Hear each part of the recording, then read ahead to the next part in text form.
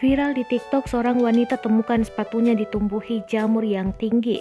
Cerita pertama kali diunggah oleh akun TikTok @milsekvanila16 pada Senin 21 Juni 2021. Si pengunggah, yakni Yuli Ulfi 22 tahun atau disapa Ulfi, membenarkan video itu, cerita yang dialaminya.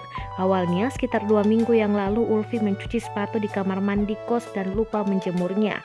Bahkan sepatu itu ditinggali Ulfi pergi ke rumah sang nenek selama seminggu. Ketika balik ke kosnya Minggu 20 Juli 2021, ia mendapati sepatunya sudah ditumbuhi jamur putih. Ulfi mengaku sempat kaget dan bingung melihat jamur yang tumbuh di sepatunya itu bisa setinggi itu. Saking penasarannya, Ulfi bahkan sampai mencari tahu jenis jamur yang tumbuh di sepatu itu.